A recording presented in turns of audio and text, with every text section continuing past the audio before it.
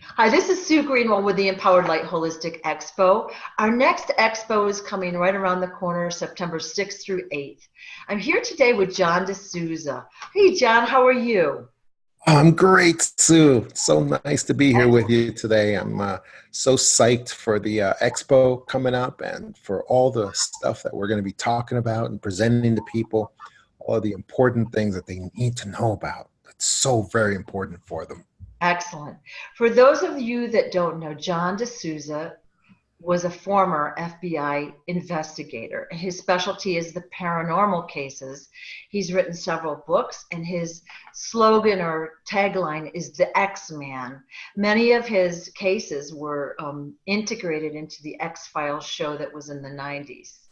And John has written three great books, which I have been reading. The Para Investigators. I don't know if I've got this upside down or Nope, not. it's right. Okay, cool. Extra Dimensionals and Clear Hearers, all fabulous books with fabulous stories and case studies, and of course the documentation part of it as well. But I really love hearing the stories. So welcome, John. How are you today? Oh, I'm great. Thank you so much, Sue. I'm so happy to be here with you. And yeah, the stories are, it's the most important thing, the stories that we tell each other, the things that we tell each other about that people, that people connect with. And one of the one of the very important stories that's coming up is uh, is a date, October 14th, October 14th, 1943. October 14th, 1943. That is the date of something called the final day of Sobibor death camp in Poland. In Poland, it is a date at the anniversary of the final day when the only time in history when an entire concentration camp population escaped from a Nazi concentration camp. I mean, not just one or two, but everybody together, working together, they all escaped from a Nazi concentration camp. And it happened in Sobibor, Poland, where the Nazis had about 600 prisoners in a concentration camp. And it is an amazing story because these were all, of course, these were all Jews. They were Polish Jews, and they were men, women, children. They were religious Jews, and they were uh,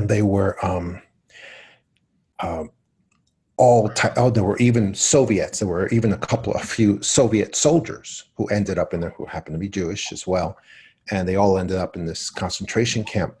And they made a plan to escape, and they had to kill all the Nazi officers first.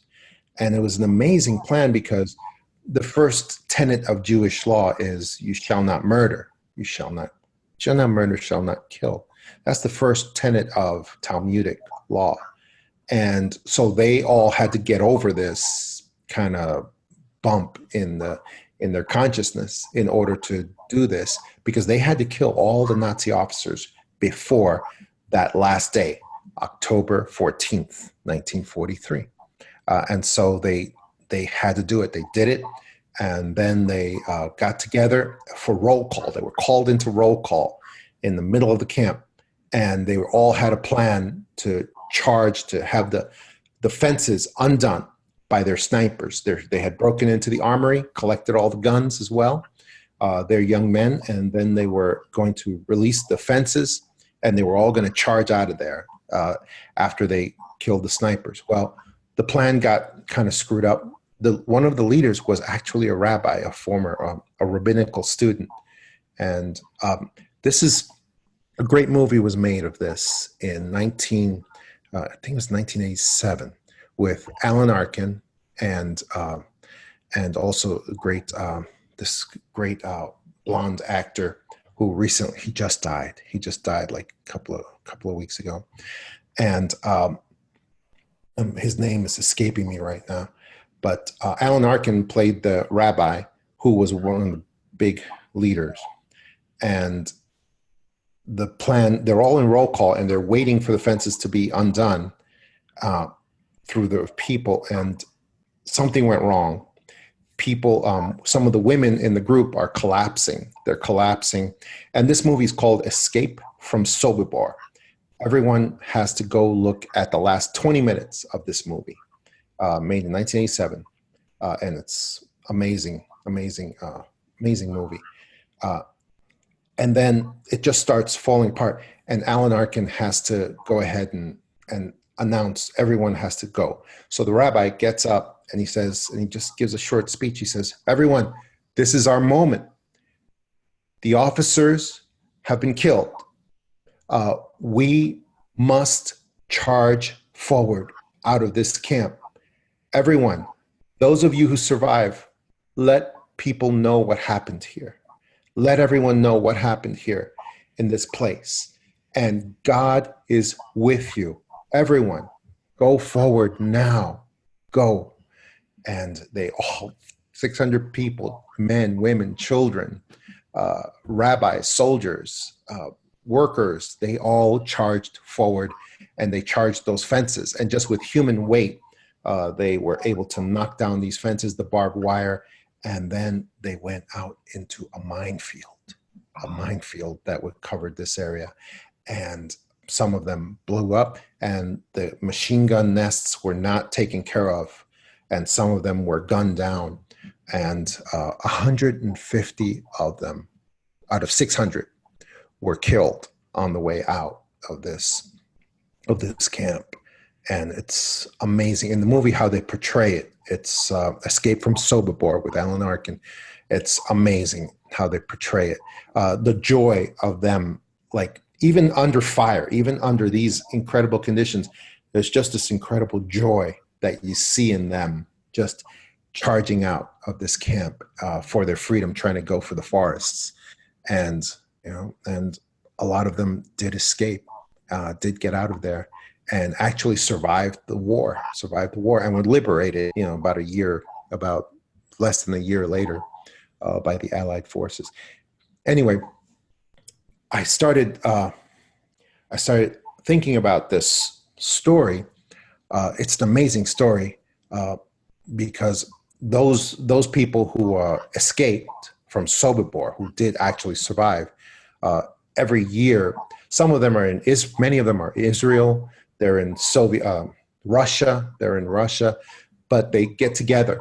They come back to Sobibor, where there's a monument that shows a Polish Jewish woman being shot in the back as she's running. And that's the statue that they created in Sobibor. And it's an amazing, amazing thing. And every year, October 14th, from 1943, they all get together and they come back to Sobibor to pay homage. And all of the survivors, they all became famous Nazi hunters. And they went all over the world, South America, Argentina, Brazil. They all, they worked with Israel and they hunted down all of these people. It's amazing, amazing. Even the after story is amazing.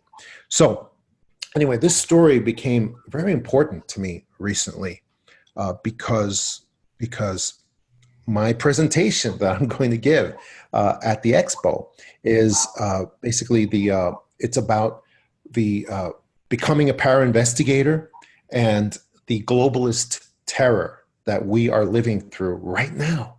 It's this age. It's the globalist concentration camp that they have us in, this artificial prison that they have us in right now, and where we are, and we don't even know that we're being tortured and murdered also. This is this age in the future. I predict that this age we're living through right now will become known as the age of globalist terror against the Western world, because that's what we're living through right now. We're just not allowed to see it because of the mainstream media so tightly controlled, and we're not allowed to know that we're being killed and we're being persecuted and we're being imprisoned. with this, all of these things that are going on. And it's the things that we see, but we're told there's something else, like the mass shootings that are going on, that are being directed against us by these globalist forces that have these brain numbed pharmacological, I don't know a good way to say that, pharmacy induced crazies that are sent out purposefully to kill us in these mass shootings and to murder us.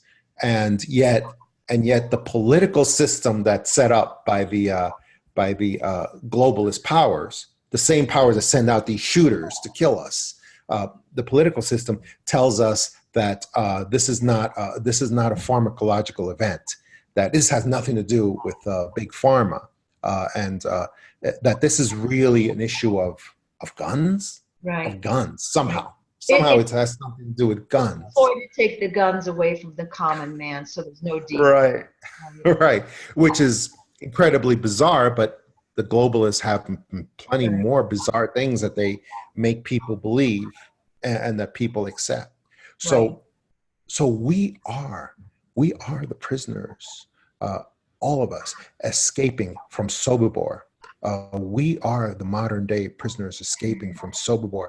Every time that we talk to even one other person, and this is true for everyone that's at these presentations, that's at these places like the Expos, every single person there has tried to talk to someone, to wake someone up, to relay this information to somebody, that these things are not what they are told, that we're told they are, that the news is actually fake. 100% of the news is actually fake, because it's not there to inform us. It is there to disinform us and to make us believe other things are true. And so we are, every time that we try to even talk to one person, and tell them these things are fake, these things aren't real, don't believe these things, and really research this stuff for yourself and find out for yourself, then in that moment, we are in that joy of the escape from the system that is keeping us in prison so tightly. Agreed. One of the things Corey Good said a few years ago, I asked him, what the biggest form of mind control, and he said it's peer pressure. It's our programming. He said, we're basically what we'd call the free range humans. Okay. Right. So we get to run around the planet. We think we're free. We're told that we're free. We're told that we live in a free country, right? But look around. Do we really? Like, look what's happening with even basic things. Airline travel, for example. More and more and more and more controls, and and we're just standing in line like sheep and letting it happen. And so we swallow the news, we swallow the programming, and like you said in your presentation last April, there's 3 legs to it. We've got the media, that's corrupt, and of course disinforming us, misinforming us, and most people don't even read past a headline anymore. We were on Facebook or Twitter or whatever, we say, okay, Trump did this, Trump has poisoned every animal on planet Earth. We don't even read the article. We don't even know if the picture associated is really what the article says. Right. And we share it around, and then we're all angry. But we know that the news is corrupt, and we certainly believe that the government is corrupt, right? I don't think anyone would ever agree that the government is not corrupt or not there for their own interests. And like you said during the presentation, that 3rd leg is the scientific studies. And that is the eye opener, because we're in school, we are mandated to go to school, right? And learn the party line, all right? And learn what the science and the mathematicians have to say, and learn it their way, when we now know that that is not the truth of what's happening. It's a big shock. Exactly. And the other thing that people have to realize is that in all alternative communities, the deep state, the cabal is so powerful that in all alternative communities, they have their agents working always. And that's because it's very important to them to keep us controlled. Right. And so, speaking of Corey Good and other controversial figures, uh, you have all these figures who believe it's their business somehow to denounce other people in the community and to say, oh, this guy's fake, this guy's a fraud, this other guy's not, when that's precisely the opposite of what we should be doing. We shouldn't be, if you have truth to present, then you should present it. But we're not supposed to be tearing down other people in the community, whatever it is. There's no upside to that. There's no interest in that, unless you're being paid to do that sort of thing. Then that's something completely different. And I know for a fact that there are people who are compensated for tearing down others in the community, because otherwise they have no interest in it. There's no reward in it for them. And that's why when we see that, it really exposes those people as working for somebody else. They're working for somebody else. They're not working for us. They're not working for the community. So it's very important to realize, and that's why I try to teach people to become true investigators and how to be true investigators, to be able to look at clues, look at motivations, build profiles of characters so that you can see what's really going on, because a lot of people just get manipulated and they just follow whatever they hear. But you have to do your own research. You have to do your own investigation into figures, whether you think they're genuine or whether you think they're not. And it's something that will lead you to the truth every single time. It's very important to do for yourself. It's a very interesting study, and I know you're going to be talking on, it's Sunday at 1, you're going to be talking about the para investigators, like basically how to get to the real truth. And I always teach people it's really a discernment. Many times we're so stimulated by the outside world, what's going on in social media, our phone, the news, that we're running around like chickens without really seeing or thinking, is there a deeper meaning to what's happening? Like, who would have profited from this event or whatever? But so you're going to be teaching people really how to look for these clues. I know I'm kind of we'll call it a buzzkill, because every movie I look at or every TV show or whatever, I look for signs, and they are there growing like crazy. So you've got this deep state controlling the movies, let's say. And of course we have a lot of violence in there, but we have a lot of negative symbolism. And like, it seems like Hollywood is being controlled. Of course, the music industry is being controlled. It's like you can't listen to even a song without supporting a negative agenda. So it's kind of not the best ever place, but it's good to be awakened and to see those clues for what they are. Oh yeah, absolutely.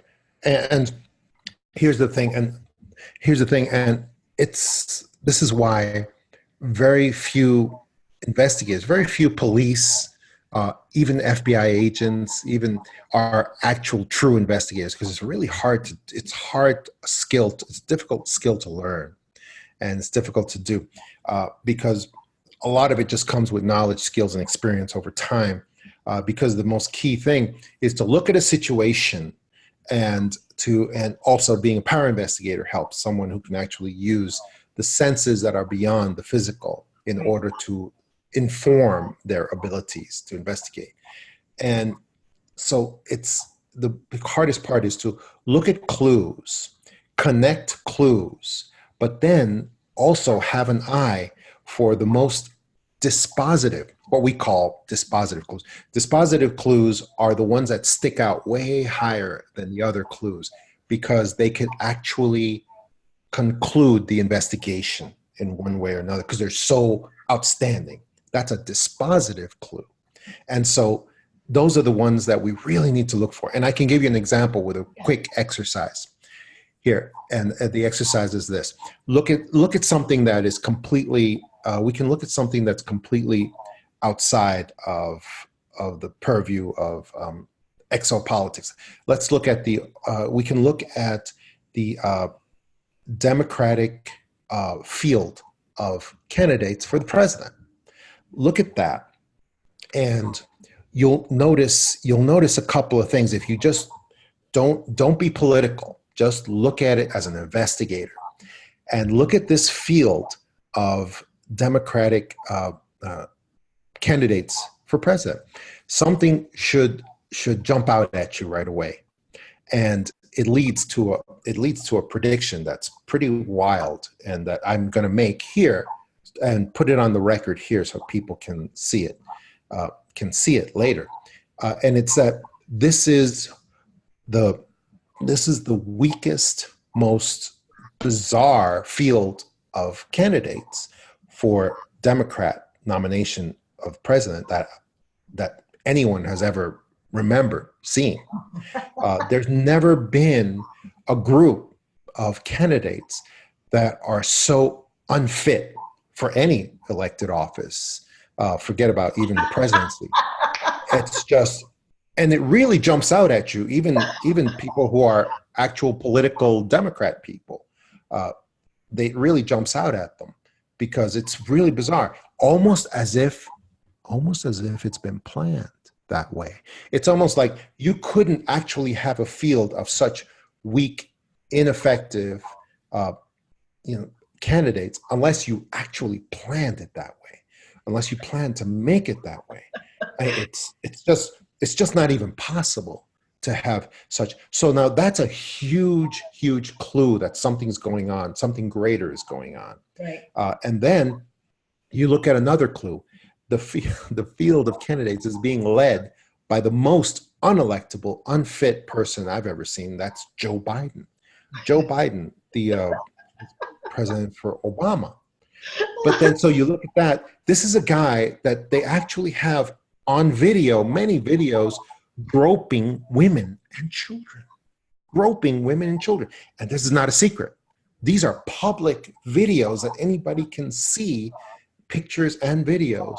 And those videos are everywhere. This guy is not a serious candidate, not at all. And yet he is leading the field of unelectable candidates that are basically there for the Democrats.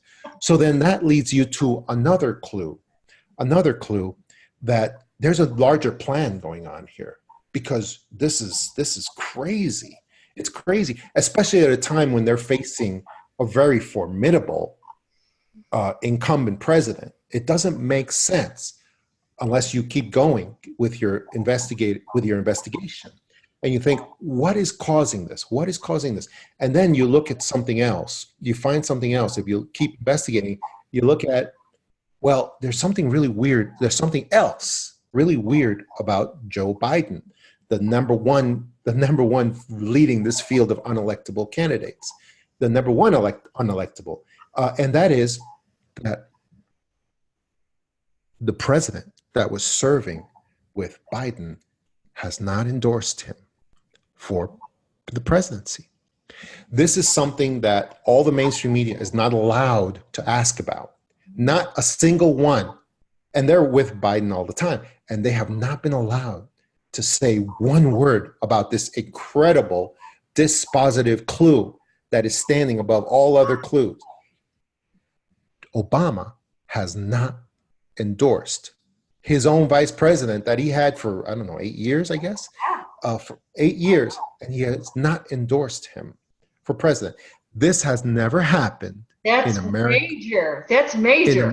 It's more than major. It's never happened before in American U.S. history that a president has not endorsed his vice president for the presidency when he was running.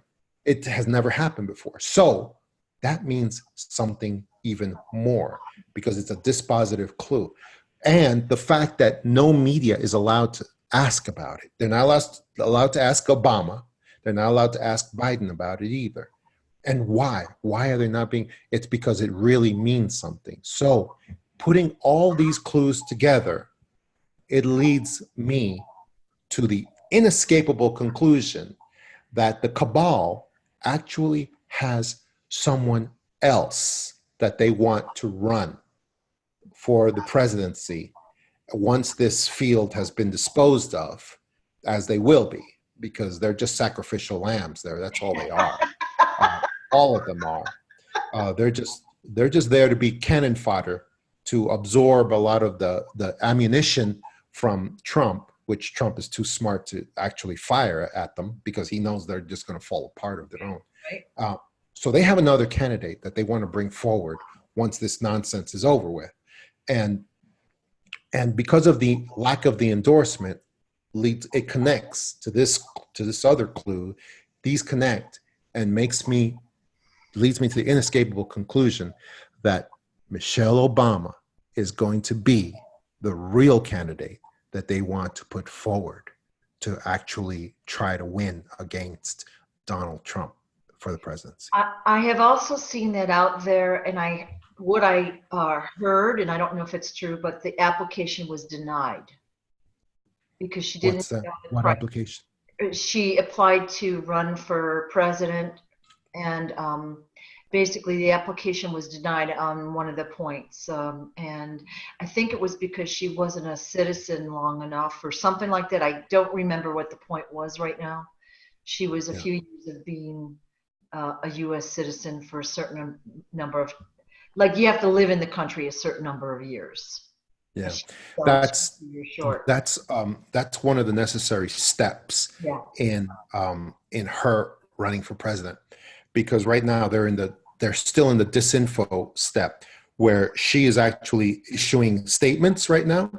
And there's famous people right now that are demanding that she run for president. Michael Moore just made that announcement the other day. I think Oprah is talking about it too. And now she's making statements that she would never run for president. No matter what, she won't run for president, and she will not. And what you just talked about is another part of that disinfo campaign.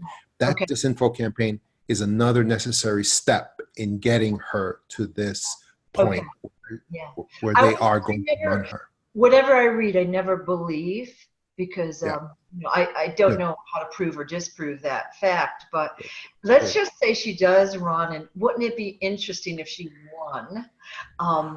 Which I don't think that's going to happen, but wait till the public hears all those details. That's going to be very interesting. Yeah. Well, I absolutely, and also I've been corroborated with my my investigation point of view by other investigators, some of who are interested in politics and some of who are not, and they've come to the same conclusion that this is all a theater. Right. The whole Democratic side of this is a theater to get Michelle Obama to be the candidate later on and bring her forward as the candidate because there's no other conclusion you can come to. Even when and another clue on that front is that even there's a couple of moderate candidates that are probably electable on the Democratic side. A couple of them. One is like Tulsi Gabbard. She's a female congresswoman, I guess. And the other one is Andrew Yang, who was some. And whenever they start talking or getting traction, the entire mainstream media attacks them and pounds them down. And that's a signal that this is a concerted theater. This is all concerted theater because they want to only push forward the unelectable people because they know they're not going to get anywhere. The Bernie Sanders, the Joe Biden, all the unelectables. This is really a party of the unelectables at this point. And so if any of the electables start getting any traction, they immediately attack them and pound them into the ground. uniformly. Everybody does. All the mainstream media does. So that shows that this plan is working. It's working and it's moving forward, because they don't feel that they have any chance unless they have Michelle Obama as the candidate, and they will. And they will have her, and you're going to see all of Hollywood and all of the usual suspects. The same thing they tried to do with Hillary. Basically, they're going to, not really the people. This is the people they don't care about, but just all of these Hollywood assets coming forward and just celebrating this candidate and as the great savior and just being a wonderful person, and that's going to be their whole deal to move forward to try to win the presidency. That's all they've got. Well, and so basically, to summarize everything you said, we all know that there is so much going on behind the scenes. Like, we're given headlines and news over and over and over, but I feel like everything, and this is the way it's been. We're shown this while all this stuff is going on in the background, and Right. so we don't really know what the big picture really looks like. Like, I know that there's a very big, it's basically the war for Earth going on right now. And most people don't even realize it's going on. They're so distracted with their cell phones and their lives, Right. And in every great revolution, every great transition time in the Earth's history, there has always been a really small percentage of the population that has actually been involved in the conflict. I mean, look at the American Revolution, 1776 through 1787, when you had this giant country of rabble and farmers that took on the most important military empire in the world, the British Empire, and fought against them. The majority of the population, they were not involved in this conflict. This conflict changed the world. It basically took away the power of the greatest empire that had ever existed, the British Empire, and it democratized war. It democratized war. It changed so much. It changed so much for the elites, and yet only about 3% of the population was involved in this. Same thing with the Bolshevik Revolution in Russia. In Russia, when they overthrew the czars, and that was such a huge change for a major part of the country, a major part of the world, the Russian Empire. And yet just barely 3% of the population was involved in that whole thing, even though it affected so much and it did so much to change so many things. And the same thing is going on now. It's going to be a small percentage of our population that is going to determine the fate of the world, because we are in a global war right now, where the forces of nationalism, populism are in the midst of overthrowing this cabal, this organization of central banks and ancient bloodlines that have been controlling the nations for so long and have been enslaving us in their various systems. The literal prison system that we have in this country that imprisons more people per capita than any other country in the world. This pharmacological system that is drugging our old people, is holding them hostage at levels that have never existed before in the history of humanity. And the debt slavery system that we are in, that the central banks have promoted for so long. All of these things that are going to be overthrown, that are in the midst of being overthrown right now. And it won't be. Every industry has been controlled and is corrupt, even the food system. We're eating chemical food. And, people don't realize they're not getting what they need. You know what I mean? Like they might know on the surface, but they don't go any deeper than that. Yeah, I was in China recently, giving presentations in both in Beijing and Shanghai, and one of the big problems going on in China right now, well, problems for for for people, for some people, for visitors, basically, is that in China they have a lot of artificial food Right. uh, that is being put out there as real food, and part of that is because they have a billion people to feed and so forth, so that they have. But it leads to you have to whenever you're in China, you have to be careful testing food to make sure that it's actually what it says it is. Like if you go out and you order a steak, you have to actually make sure that it really is what it really says it is, and everything else. If something is a fish, you have to make sure that it actually is what it says it is, because that's a huge thing in China. Artificial food, or food that isn't really what it says it is. And That's it. we It's have really that here scary. too right now, but also the food that does come from China. You've seen the video how they're injecting shrimp with this thing to make them bigger, and like any of the food from China can be contaminated.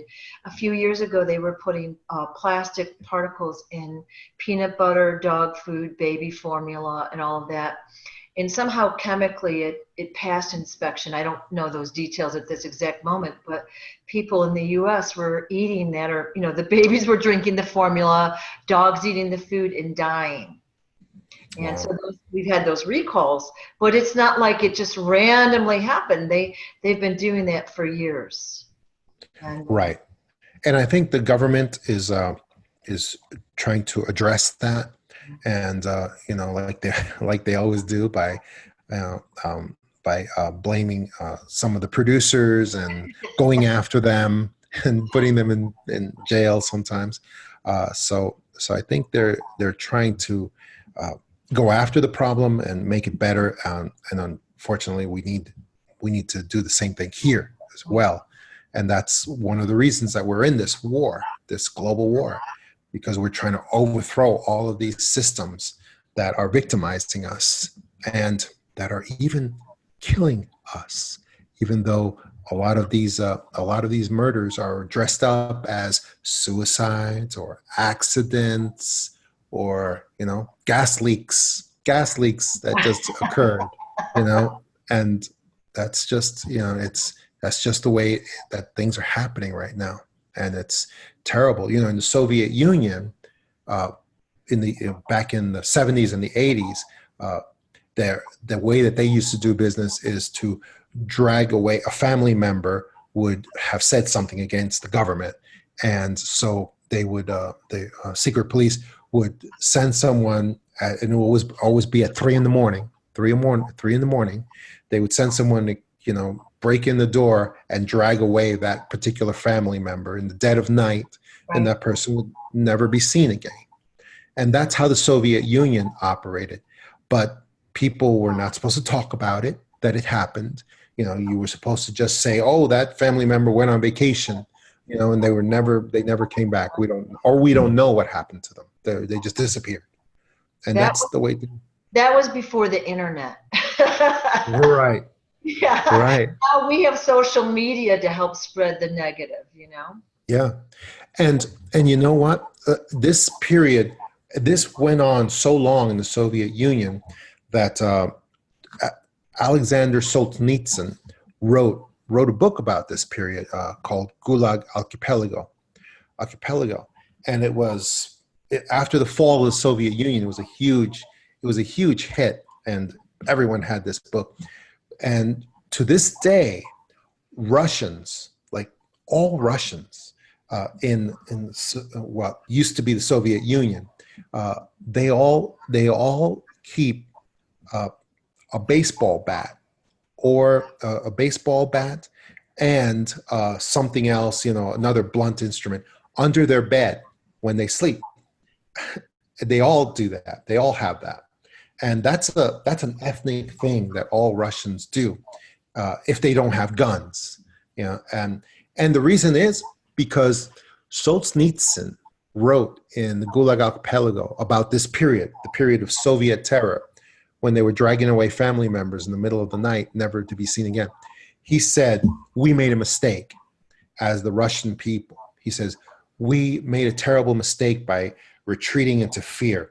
He says, what we should have done is we should have had a baseball bat, a flower vase, something, anything to crash on their heads of the secret police as they would come in the door. Just do that. He says, it doesn't matter if they kill you. He says, it doesn't matter. You're already dead anyway because you're living in fear. He says, you got to do that. You got to crash a flower vase on their heads. He says, make them pay a cost. He says, make them pay a cost for doing what they're doing to you. He says, if you even make them pay a small cost, just one or two of them with their heads caved in so that they don't go home to their families that morning. He says, it will create liberty. You will overthrow the system. You will show the tyrants that they can't get away with doing this to the Russian people. And Solzhenitsyn, when he said that, it touched something. And so that today it's true. All Russians basically keep baseball bats and other blunt instruments under their beds when they sleep today. That's crazy. And that's where we are today also. Yeah. Stand up for yourself. Yes, exactly. So that's where we are, you know, when we see things like this Epstein suicide that occurred. You know, it's not real. It's not real. You know, the one thing we all know is that it didn't happen the way that the government says it's happened. You know, and if you're an investigator, you just apply these exercises and you'll find out what really happened.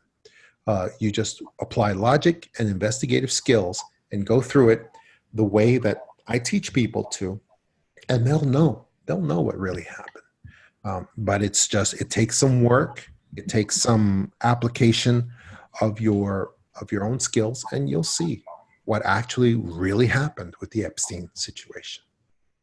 I've been watching that with great interest because he's like the tip of the iceberg, and I'm thinking like it's the domino effect. All the other bad guys will be caught, and I was kind of hoping it was sooner rather than later. But it's so interesting, isn't it?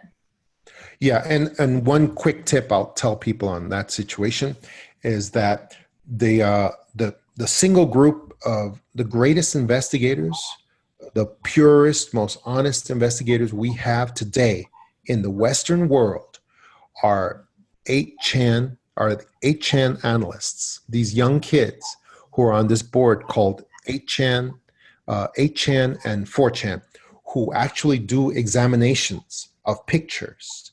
And they can tell you, and they'll tell you point by point how it is that a picture is fake, right, how it's put together, where the Photoshop markings are, which are very easy. I actually learned how to distinguish a Photoshop picture from the 8chan investigators. It's very easy to do, but once you learn it, you can do it. You can do it always. It's amazing. So and in this Epstein situation, the 8chan investigators have actually done an examination of a picture that was released, right, of Epstein's body, and they actually showed that it is a photoshopped picture, and that is actually a picture that appears to be of the dead. It's not a picture of Epstein. They did comparisons with true pictures of Epstein, and they actually have shown that it appears to resemble much more the dead brother of Hillary Clinton, who died about a month ago. Yeah, I saw that, and then how they proved it. It's so interesting. And those kids know what they're doing. They are the greatest investigators I have seen in this modern era. It's amazing. They did the same thing with the fake pictures of Osama bin Laden, when uh, what's his name, Obama pretended that he had You killed shot in Obama. the face and said, Yeah, sorry, we couldn't take a picture. Oh, and yeah, they dumped him overboard. Sorry. right. But there were pictures that they put out. They did put out pictures of something, and those pictures were immediately examined and shown to be fakes Yeah, by the 8chan yeah, investigators. yeah, And it was a phenomenal job. Those guys, there's no better analysts than those guys. yeah, yeah. Yeah, I've seen those pictures and of course, I've been watching it with great interest. It's like, it's so exciting to see all this come out. I mean, it's negative stuff coming out, obviously, but it's coming out. It's not in the shadows anymore. And Right. hopefully the mainstream person is going to see this. It's not going to be pretty. They're not going to want to believe it because you couldn't make this up. If we wrote a book or did a movie about the planet Earth right now, and we told everything that's going on in the past even 100 years, you couldn't make that up. Right. But we've been living through that. It's crazy, isn't it? Oh, it is, and it's going to get crazier because they have everything they need from Epstein to Right. prosecute all of his conspiracy co-conspirators. And one of the things that I think the main thing they wanted to accomplish is that they wanted to make it appear that the Allied forces, let's say the white hat forces, they wanted to disappear Epstein out of there, show him to be dead, so that the so that the deep state would stop trying to kill him, Right. because that was the main thing they wanted to accomplish. But at the same time, I think they wanted to send a message to Right. Hillary, Right. by using the picture of her brother, that they have everything. Right. And the reason they do that is because it forces Hillary and the cabal to make more mistakes.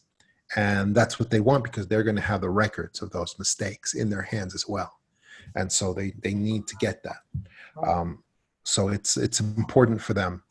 And so I think that Epstein is alive and well. I think he's doing very well. And I think they're holding him somewhere where he's continuing to give information, and where he's going to be safe and sound and be able to help the forces of good with what they need to do against the cabal and all of their people. Right.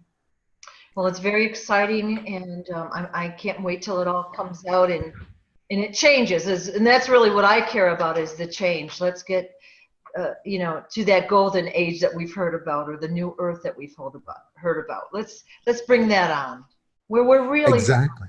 we're really healthy and we really can work together. And I think that's Yeah. one of my pet peeves, is the deep state is extremely organized. And they really have their strategies in place. But our guys, well, I mean, and this is just in my sphere of influence, there's a lot of competition and fighting, and Yeah. ego still. And the good guys are not so organized. So Yeah. let's hope those white hats are organized. Right. Yeah. And that's why and one of the reasons I'm so excited for Empowered Light Holistic Expo, Right. September 6th to the 8th, Yes. in Greater Philadelphia area at Expo Center Yep. in Oaks, Pennsylvania, is Yep. because a lot of these things that we're talking about right now, Sue, they're going to be breaking even bigger than they are right now, right at the time, right around September 6th through the 8th, at the time that we're at this Yeah. conference. We're going to have And some great conversations, aren't we? yeah, and I know that every one of the other speakers, just like me, like Brad Johnson, Jason Quick, Laura Eisenhower, Yeah. they're going to be addressing these big breaking events, with predictions, just like I will, of what further is going to be going on as well, right around that time in September 6th to 8th. And so that makes it even doubly exciting for me, because I absolutely know that this stuff is going to be breaking even bigger during that period. And it's going to be really exciting for the people attending. Very exciting. So let's talk about the expo. It is in Oaks, Pennsylvania, which is a suburb of Philadelphia. So if you're on the East Coast, make it your business to come for that weekend. It is a fun weekend. And John, Brad Johnson, Laura Eisenhower, and Jason Quipp are featured speakers. They each have presentations and classes that they'll do through the weekend. They're all being live streamed as well if you can't be there. But you can actually mingle with them and go and ask questions. They'll have basically booths where they're, in John's case, they'll be autographing his book for you. But you can go up and ask questions and have conversations. How cool is that? Oh, that's awesome. That's awesome. And it's fun. It's so much fun for us as speakers to be spending time with people and doing things with them. And it's just really, that's really why we do it, is to be with the people, spend time with them, to hear their stories as well. Because stories are amazing, aren't they?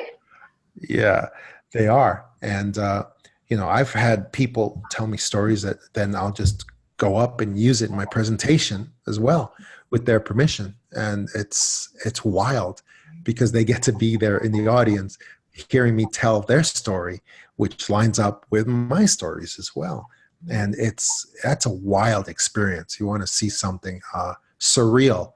That's really something for people when they're there and they get to get that immediate feedback and that participation with our presentations. It's amazing for them. It's a lot of fun for us too. So John, you're speaking Saturday, September 7th at 11:30. Para-investigators in the global terrorist threat. All right. So that is Saturday, 11:30, and Sunday, the September 8th is 1 o'clock, and that's hacking the matrix, becoming a para-investigator. And that's where we're going to learn some of these techniques, I guess, that you were talking about earlier. So technique, skills, experience, and how to do these things so that we can decipher these situations, because we're in a situation that has never existed before, where it's like 100% of news and information is false or manipulation or red herring or just outright false. Right. And we need to be able to develop these skills to decipher these situations for ourselves, and be able to know what's really going on. Yeah. Well, I am really looking forward to seeing you again. And of course, hearing your presentations, having these great conversations face to face, because even in the next 2 to 3 weeks, who knows what's going to happen? I'm pretty excited about it. But so for those that are watching this video, you'll be able to see John with his 2 presentations. If you're on the East Coast, make it your business to get there. Or you could live stream it and watch it from the comfort of your own home, which is still good.